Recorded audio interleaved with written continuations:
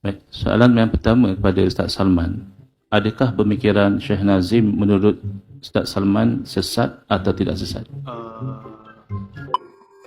Kalau begitu sesatlah. Okey. Yalah, kita punya dialog pun basically untuk premis kan. Setuju atau tidak untuk menyesatkan figure yang sebegini memerlukan kajian yang mendalam? Setuju atau tidak setuju? Sebab itulah kita bagi 30 buku sekurang-kurangnya untuk baca dan perlu kajian mendalam untuk menyesatkan orang seperti ini. Baik, setuju. Alhamdulillah. Adakah sahabat Ali merasakan telah melakukan kajian yang mendalam? Ya atau tidak? Itu ya. Untuk kita katakan kajian mendalam dan dapatkan gambaran yang lebih tepat, selain daripada kaya guru tersebut ya, yang to be Muslim tu, kita juga perlu tabayun, especially kalau bukan daripada hasil tangan beliau sendiri. Maklumat ada banyak. Kalau ada ramai murid, perlu mendapatkan sama ada semua murid itu, Adnan, Hisham, Muhammad Adil, GF Haddad, semua perlu dilibatkan sebab semua adalah muridnya. Jika ada transkrip ucapan, transkrip itu perlu dilihat autentisitinya. Ustaz Salman sebut ramai tokoh tadi, menghubungi tokoh-tokoh tersebut, dan over and above tokoh-tokoh yang Ustaz Salman sebutkan tadi, menghubungi Syekh rasmi Tarekat Haqqani yang berdaftar secara rasmi di Negeri Sembilan, because kita tahu dia akan membentangkan dan baru didaftarkan. Ada atau tidak secara jujur? Tidak ada keperluan dan Tak Jilsas berterima Turuk. kasih. Jawapan telah dijawab, tidak ada. Berarti sebelum tu Saudara Salman bersetuju bahawa untuk mendapatkan dapatan yang mantap, yang mendalam ya, kerana ada berlaku step-step verifikasi, dan jawapannya tadi tidak dilakukan. Terima kasih. Oh. Ini juga kita agak curious ya. So kita tanya secara jujur, ketika Ustaz Salman menghantar teks, screenshots dan rujukan kepada LG pada 7 Mei, adakah ketika itu Ustaz Salman sendiri telah membaca semua rujukan yang dihantar tersebut, yang mana bila kita cek di about 24,000 muka surat, Ustaz Salman dah baca sepenuhnya atau tidak? Secara jujurlah.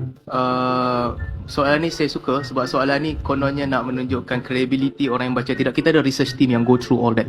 Ya, maknanya sebagai team dah go through all the 24,000. Honestly, you know that? Yes. Okay. Terima kasih. It's not about your credibility per se. It's about boleh ke kita nak sesatkan Syekh Nazim? Because if you submit and you haven't read these things, then mungkin ada benda-benda yang boleh di-explain oleh tempat yang kita tak read. You know, one portion might explain the other portion. Tapi malangnya buku yang kita bagi pun tak baca, kemudian buat assumption yang kita tak bagi. Okay, itu is your sangkaan. Saya tak boleh nak ubah.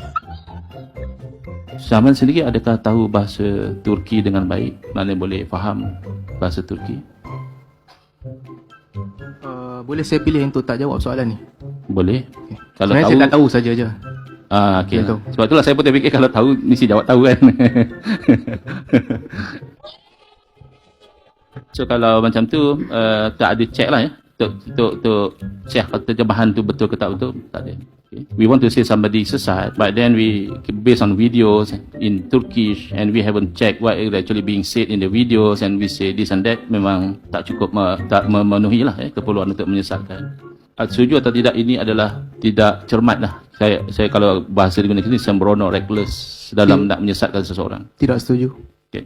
Ya, walaupun tak setuju, saya tak perlu tanya soalan ini, tapi still kita boleh nilai lah. Kita tak perlu terikat dengan ketidaksetujuan Ustaz Salman ya. Ada atau tidak mana-mana ulama Asy'ariyah? Kita tahu ya, hatta di kalangan Asy'ariyah pun ada isu tertentu mereka khilaf sesama mereka, mungkin isu Yaqazah. Ada atau tidak di kalangan Asy'ariyah yang semua ni dia tolak? Yaqazah dia tolak, Nur Muhammad dia tolak, tarikat dia tolak, istighasah dia tolak, tabaruk dengan mahkam para wali dia tolak. Ada tak di kalangan Asy'ariyah yang tolak semua? Kalau dia khilaf dalam salah satu je mungkin, tapi tolak semua, ada atau tidak? Tajuk kita bukan tentang Asy'ariyah, jadi saya tak ada keperluan untuk jawab soalan tu. Tajuk kita bukan Asy'ariyah, tapi tajuk kita adalah tentang pemikiran Syekh Nazim di sisi Ahlussunnah wal Jamaah. So Asy'ariyah adalah Ahlussunnah wal Jamaah. So kita nak check kalau ada penolakan ini, adakah Ahlussunnah wal Jamaah atau penolakan menurut parameter yang berbeza. Pembentangan saya menunjukkan saya tidak menolak Yaqazah. Saya bukan Itu menolak. bukan soalan ya. Soalan, ada atau tidak di kalangan ulama Asy'ariyah yang menolak kesemua ni sekaligus? Saya tidak membaca keseluruhan pandangan ulama Asy'ariyah. Tak tahu atau ada atau tidak? Saya tak membaca keseluruhan pandangan ulama Asy'ariyah. Jadi tak tahu.